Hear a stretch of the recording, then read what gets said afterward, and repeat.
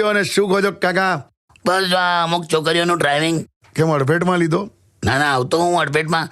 આ તો હું તને એટલું કહું હા, કે ભગવાને કોઈક તો શક્તિ આપી છે સ્ત્રીઓને, બાકી આ પગથી એક્ટિવા રોકવું સહેલું નહીં યાર.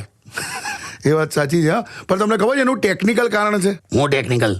મને એક છોકરીએ કીધેલું, મને કે બ્રેકના લાઇનર 250 ના આવે ને ચપ્પલ 100 રૂપિયાના જ આવે. હે તો પગથી કશું સસ્તું પડે ને યાર. તો આવું કારણ આપ્યું?